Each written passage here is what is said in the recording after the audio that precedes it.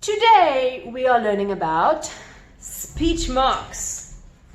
Those little funny bunny ears that you sometimes see next to words. Those are called speech marks, or another fancy name, a quotation mark.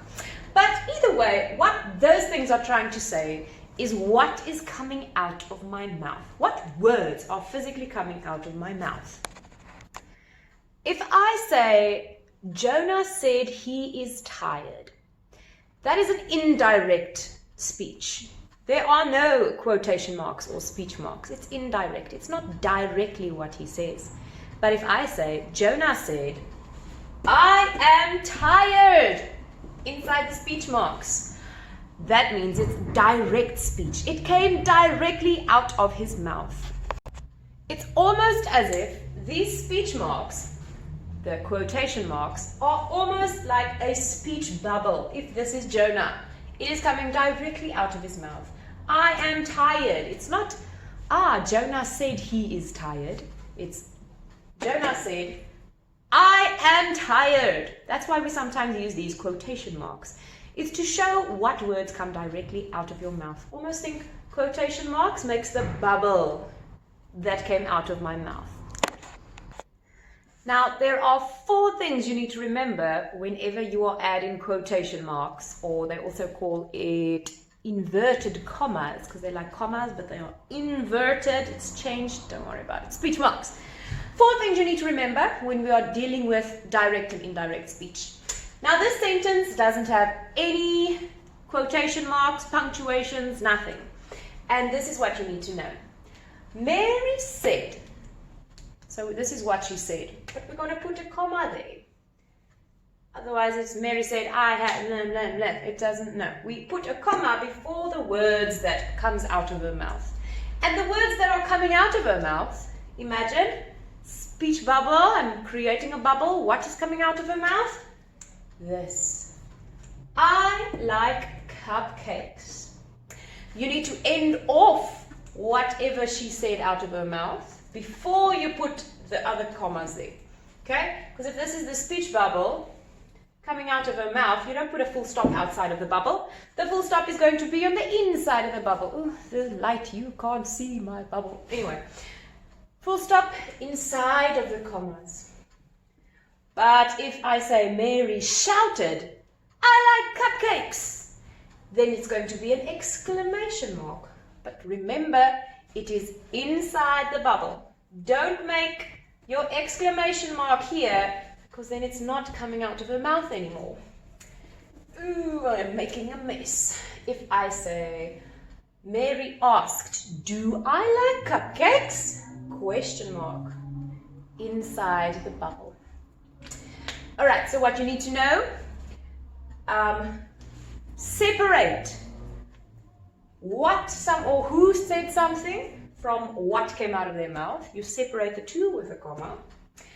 You always start, that's the first one. Second one, you always start whatever came out of someone's mouth with a capital letter.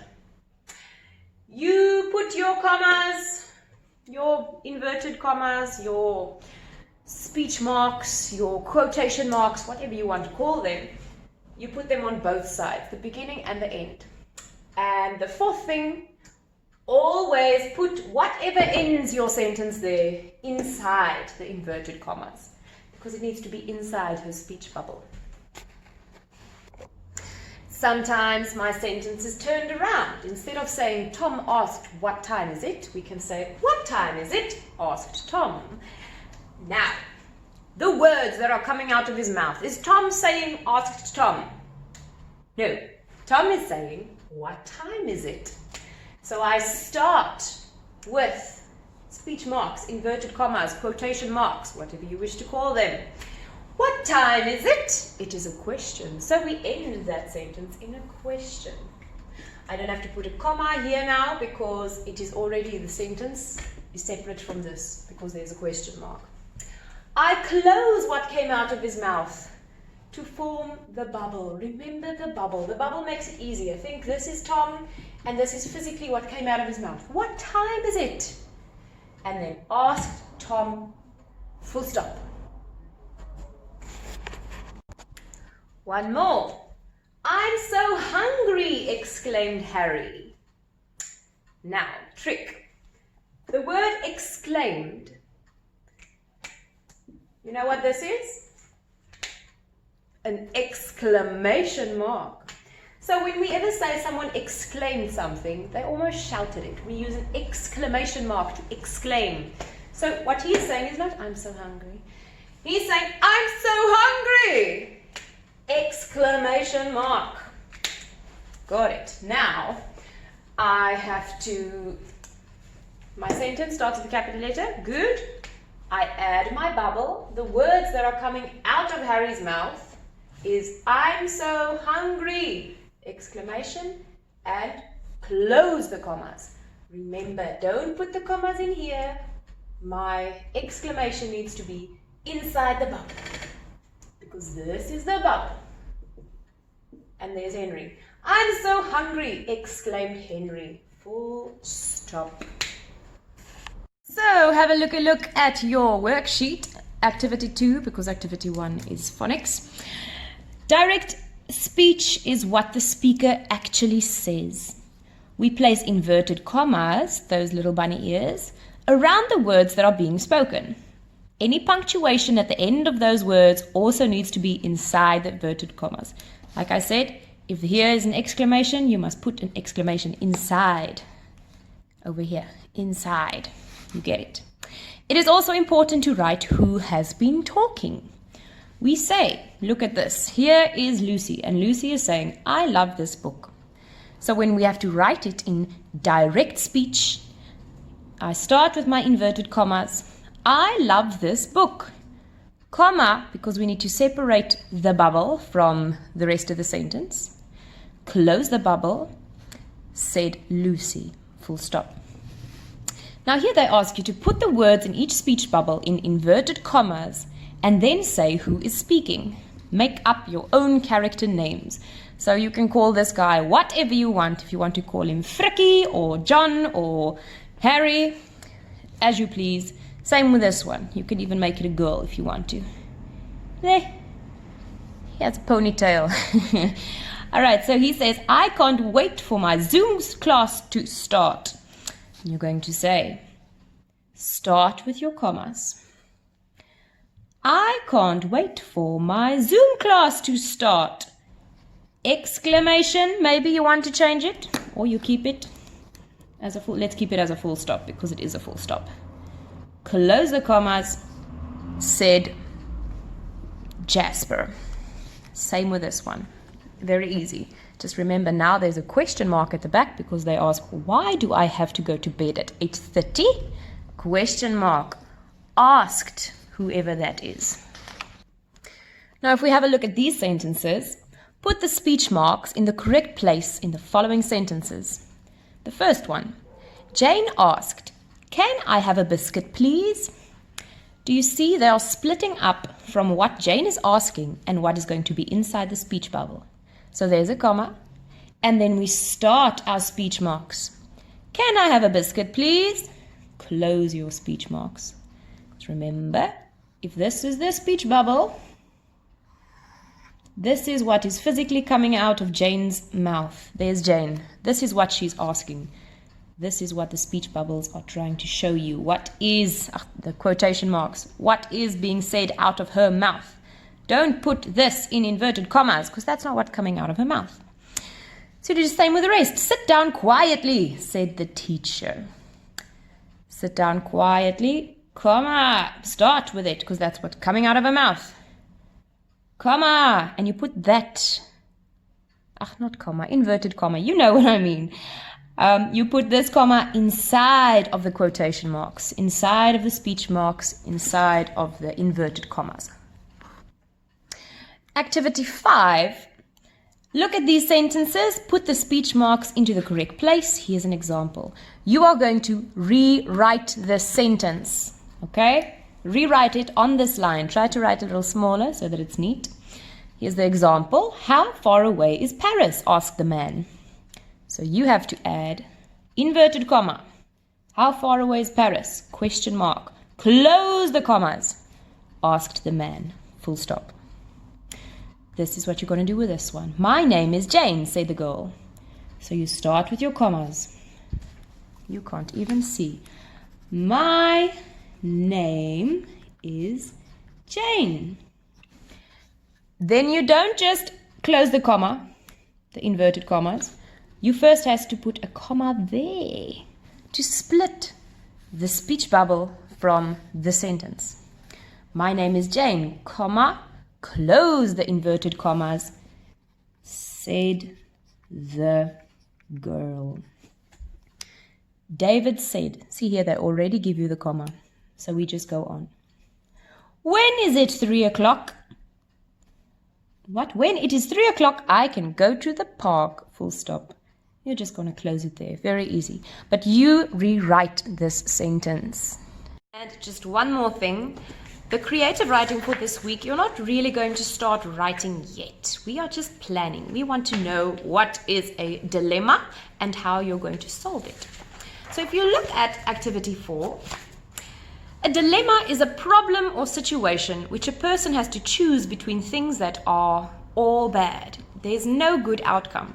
So if it's like your mommy asks you, does this pants make me look fat? If you say yes, you're going to hurt her feelings. But if you say no, she might go outside and embarrass herself anyway. See, there's no right way to answer it. You're stuck between two things and you just don't know how to choose, because either way, someone's going to get hurt. So here are a few examples, and I want you to choose one dilemma. Dilemma number 1, you lose a special present that a family member gave you for your birthday. Do you tell them?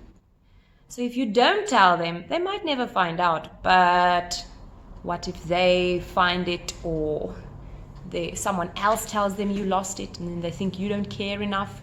And if you do tell them, then they feel hurt because you're not taking care of your things. Dilemma 2, you are given too much change in the shop and only realize when you leave the shop. Do you go back in and hand it back? So if you don't give it back, you're stealing. But if you do give it back, you lose money. Not a nice choice to make. Dilemma 3, you have been hanging out with your group of friends and notice they are being unkind to the new student in your class. You know it's wrong, but are afraid of speaking out against them in case, oops, I made a spelling mistake, sorry. In case they start picking on you, what do you do? So are you going to stand up for this new child? Are you going to be quiet and just let your friends keep on bullying them? Dilemma 4, you see your friend cheating on a math quiz. What do you do? Do you tell your teacher and then your friend is mad at you? Or do you say nothing and then your friend gets higher marks than you and starts to brag and say, oh, I'm more cleverer than you? More cleverer is not a word. We say, I am more clever. So what you're going to do is you choose one of those dilemmas, and then all you do is you're going to plan. You're going to tell me, what is the problem? So you're going to write down what your dilemma was. You're going to say, what is the issue? What are the choices that you could make? So you have to write 2 choices. A choice is 2 things or even more that you can choose from. What are the different options you have? So let's say, must I give an example? What's the example they have here? Hold on. Faced with the dilemma of having to tell his best friend or not telling and get blamed himself. So let me use, you saw your friend stealing money. So that's the dilemma. I saw my friend stealing money. What's the issue? So what are the choices? So I can say, I can tell a grown-up what happened. I can tell my friend what he's doing is wrong. I can forget about the whole situation and not tell anyone. So there are even more than 2 options. The resolution, what choice does the character make? So you have to now choose which choice you're going to make. Choose just one. What are you going to do? The consequences, what happens after you've made this choice? So I say, I'm going to tell my friend what he's doing is wrong. The consequences, my friend how am I going to say? I think my friend would feel very bad and return the money that he stole. And then the moral of the story, what lesson can be learned here? What can you take away from this story? My moral can be, do not steal money, you will get caught. Or even karma. Have you heard of karma? Karma is this belief that if you do something wrong is going to happen to you. But if you do something right, then you will have good luck again. So, funny story. Okay, so that is all you do. You plan, write in full sentences. Don't just make like the week before we just made little words and things.